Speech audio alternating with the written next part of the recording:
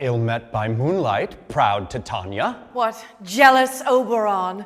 Fairy skip hence, I have forsworn his bed and company. Tarry, rash wanton! Am not I thy lord? Then I must be thy lady. But I know when thou hast stolen away from fairyland, and in the shape of Corin sat all day playing on pipes of corn, and versing love to amorous Phillida. Why art thou here? Come from the farthest steppe of India, but that forsooth, the bouncing Amazon, your buskined mistress and your warrior love, to Theseus must be wedded, and you come to give their bed joy and prosperity. How canst thou thus for shame, Titania, glance at my credit with Hippolyta, knowing I know thy love to Theseus? Didst not thou lead him through the glimmering night from Perigonia, whom he ravished, and make him with fair Eagles break his faith with Ariadne and Antiopa? These are the forgeries of jealousy. And never since the middle summer's spring met we on hill, in dale, forest or mead, by paved fountain or by rushy brook, or in the beachy margins of the sea to dance our ringlets to the whistling wind. But with thy brawls thou hast disturbed our sport. Therefore the winds, piping to us in vain, as in revenge, have sucked up from the sea contagious fogs, which, falling in the land, hath every pelting river made so proud that they have overborne their continents. The ox hath therefore stretched his yoke in vain, the ploughman lost his sweat, and the green corn hath rotted ere his youth attained a beard. The fold stands empty in the drowned field, and crows are fatted with the Murrian flock. The 9 men's morris is filled up with mud, and the quaint mazes in the wanton green, for lack of tread, are undistinguishable. The human mortals want their winter cheer. No night is now with him or carol blessed. Therefore the moon, the governess in floods, pale in her anger, washes all the air that rheumatic diseases do abound. And thorough this distemperature we see the seasons alter. Hoary-headed frosts fall in the fresh lap of the crimson rose, and on old Hyam's thin and icy crown, an odorous chaplet of sweet summer buds is as in mockery set. The spring, the summer, the childing autumn, angry winter, change their wonted liveries, and the mazed world by their increase now knows not which is which. And this same progeny of evils comes from our debate, from our dissension.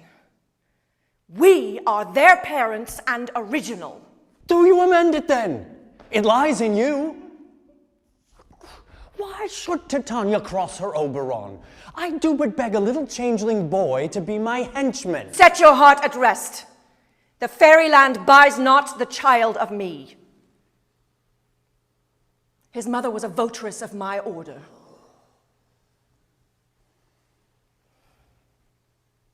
And in the spiced Indian air by night, full often hath she gossiped by my side,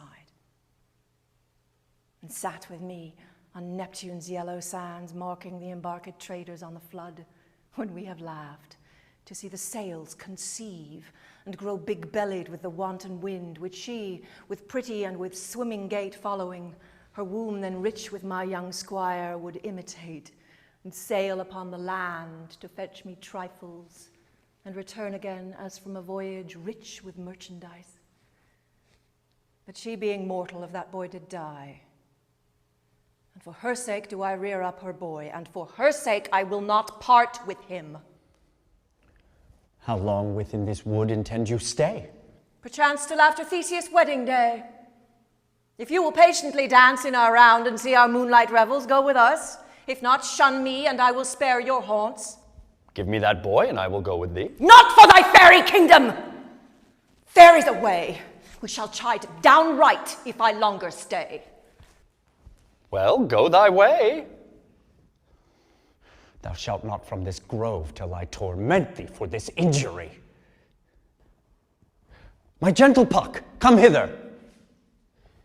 Thou rememberest, since once I sat upon a promontory and heard a mermaid on a dolphin's back uttering such dulcet and harmonious breath that the rude sea grew civil at her song, and certain stars shot madly from their spheres to hear the sea maid's music? I remember. That very time I saw, but thou couldst not, flying between the cold moon and the earth, Cupid, all armed. A certain aim he took at a fair vestal throned by the west, and loosed his love shaft smartly from his bow as it should pierce 100,000 hearts. But I might see young Cupid's fiery shaft quenched in the chaste beams of the watery moon, and the imperial votaress passed on in maiden meditation, fancy-free. Yet marked I where the bolt of Cupid fell. It fell upon a little western flower, before milk white, now purple with love's wound, and maidens call it love in idleness. Fetch me that flower, the herb I showed thee once. The juice of it, on sleeping eyelids laid, will make or man or woman madly dote upon the next live creature that it sees. Fetch me this herb, and be thou here again ere the Leviathan can swim a league. I'll put a girdle round about the earth in 40 minutes. Having once this juice, I'll watch Titania when she is asleep and drop the liquor of it in her eyes. The next thing that she waking looks upon, be it on lion, bear, or wolf, or bull, on meddling monkey, or on busy ape, she shall pursue it with the soul of love. And ere I take this charm from off her sight, as I can take it with another herb, I'll make her render up her page to me,